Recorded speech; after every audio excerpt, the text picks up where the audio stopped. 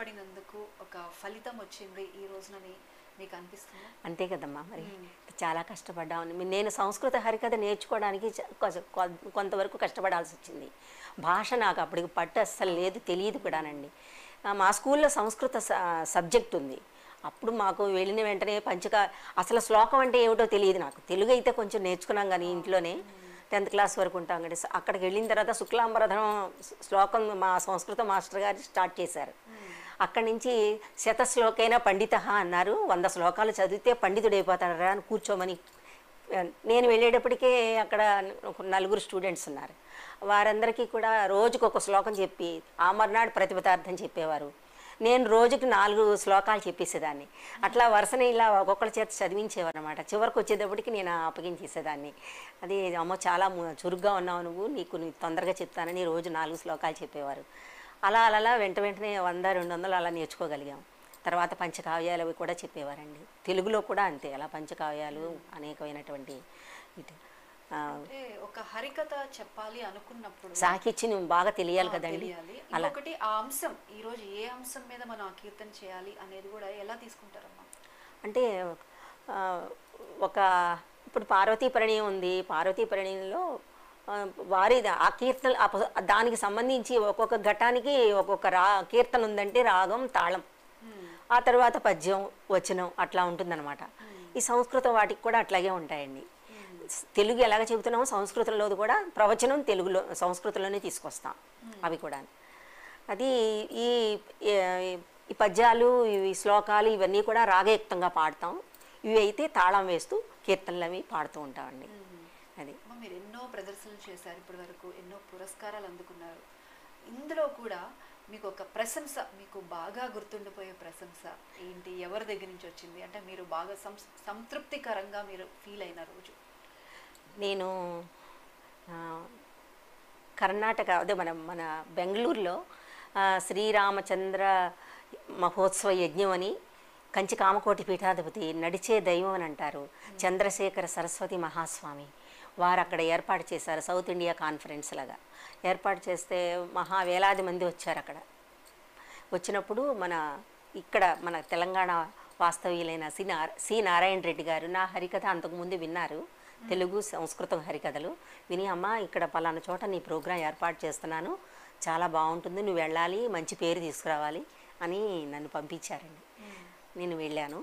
అక్కడ వేలాది మంది వచ్చారు ఆ ప్రోగ్రాంకి. విద్వాంసులు కూడా వచ్చారు, చాలా పెద్ద పెద్ద వారందరూ. నా ప్రోగ్రాం నేను కుమార సంభవం హరికథ గానం చేశానమ్మా. చేసినప్పుడు వారు స్వామీజీ ఎప్పుడు క్రిందే కూర్చుంటారు, ఈ కుర్చీల్లోనూ వాటిలోనూ కూర్చోరు. అసలు వారు ఉన్నారనే సంగతి నాకు తెలియదని, నా ధోరణి ఎక్కడికన్నా వెళితే ఎవరో అనేది పట్టించుకోవడం, ప్రోగ్రాం అయ్యే వరకు నేను దాని గురించి ఆలోచిస్తూ ఉంటాను. ఆ ప్రోగ్రాం అయిపోయిన తర్వాత వారి శిష్యులను 2, 3 పంపించి మిమ్మల్ని స్వామి రమ్మంటున్నారని అంటే నాకు అర్థం అవ్వలేదు. వెంటనే లోపలికి తీసుకెళ్ళారు. వారు అలా కింద కూర్చున్నారు, ఇట్లా మోకాళ్ళు మీద చేతులు పెట్టుకుని, అభినవ మాతంగి నువ్వు ఎంత అద్భుతంగా చెప్పావమ్మా అని చెప్పి ప్రశంసించారండి. అయితే వెంటనే నాకు సర్టిఫికెట్ ఇచ్చారు. సాక్షాత్తు ఈశ్వరుడే అయిన ఎంఎస్ సుబ్బలక్ష్మి అంతటి మహనీయురాలని కూడా వారు ఎంతో వైభవంగా ఎప్పుడూ ఆశీర్వదిస్తూ ఉండేవారు. అటువంటి మహానుభావుడి యొక్క ఆశీర్వాదం సాక్షాత్తు ఈశ్వరుని యొక్క ఆశీర్వాదంగానే నేను భావించాను. నాకు ఇంకా జీవితంలో నాకు అంతకంటే మించినటువంటి ఆశీర్వాదం లేదని అనుకున్నానండి, ఒక దైవంగా భావించి. అయితే మళ్ళీ 10 సంవత్సరాలు పోయిన తర్వాత కంచి వెళ్ళినప్పుడు నా పేరు గుర్తుంది వారికి, ఆ అభినవ మాతంగి అన్న మాట కూడా, బిరుదు కూడా గుర్తుందండి. వెంటనే అభినవ మాతంగి ఉమామహేశ్వరి వచ్చావా అని ఆశీర్వదించి వెంటనే ప్రక్కనే ఉన్న ఒక రాగి ఫలకాన్ని నా చేతికి ఇచ్చారు. భక్తి మార్గంలో నువ్వు జీవించానని అన్నారండి. ఇక అంత మాట అన్నారు. అయితే నేను ఇంకేం చేయాలి అనుకుంటూ ఇంటికి వచ్చిన తర్వాత దాన్ని నా పూజ మందిరంలో పెట్టుకుని అప్పటి నుంచి ఇప్పుడు వరకు కూడా నేను రోజు అమ్మవారికి సేవ చేసుకుంటున్నాను. లలితా సహస్రనామాలు రోజు 3 సార్లు చదువుకుంటానండి. ఇది నేను నా గొప్పతనం చెప్పడం కాదు కానీ ఆ తల్లి అనుగ్రహం, గురువుల యొక్క అనుగ్రహం, ఇటువంటి మహనీయుల యొక్క ఆశీర్వాదం వల్లనే నేను ఒక కళాకారిణిగా నేను బయటకు వచ్చానండి. అది మీరు ఇంతకుముందు చెప్పారు, ఈ కళని మీరు ఒకప్పుడు జీవనోపాధి కోసమే ఎంచుకున్నారు. నిజంగా జీవనోపాధిగా చేసుకునేంత ప్రతిఫలం ఇందులో లభిస్తుందా? లభిస్తుందండి. ఇప్పుడు నేను ఏదో వారు పంపించిన చోట్లకి పెద్ద పెద్ద వారి దగ్గరికి వెళ్ళి కథాగానం చేశానండి. నేను వెళ్ళినప్పుడు వారు ప్రత్యేకంగా నాకు ఏమీ డబ్బు ఇవ్వటం, నా చేతిలో పెట్టడం జరగలేదు. చాలా చాలా యూనివర్సిటీస్లో చెప్పాను ప్రోగ్రామ్స్. నాతోటి వారి జమీందారు గారి స్కూల్ నుంచి మేము వెళ్ళేటప్పుడు నేను ఒక్కదాన్ని ప్రక్క వాయిద్యాలని పంపించేవారు కాదండి. నా వెనకాల ఒక 10 మంది వచ్చేవారు. 10 మంది వచ్చినప్పుడు దానికోసం మేము ఆ డబ్బుని ఖర్చు పెట్టేసేవారు. వారు కూడా ఇంకా చాలా డబ్బు ఖర్చు పెట్టి పంపించేవారండి. అదే మా అమ్మ మా నాన్న దగ్గర నేను ఉన్నాననుకోండి, ఇటువంటి ప్రదేశాలకు వెళ్ళేదాన్ని కాదు. ఇంచుమించు 12 జ్యోతిర్లింగాలలో 9 లింగాలను చూశాను. అష్టాదశ పీఠాలు 18లో నాకు 12 ఎన్నో చూశానండి. ఈ రంగంలో ఉండటం వల్లనే ఇటువంటి దైవ సాక్షాత్కారం జరిగింది. నా జీవితానికి అది చాలు, ఓ మేడలు మిద్దులు కట్టుకోక్కర్లేదని నేను ఎప్పుడు దైవం గురించే నమస్కారం చేసుకుంటూ ఉంటానండి. నేను సంపాదన అంటే ఎంతో నేనేం సంపాదించలేదండి.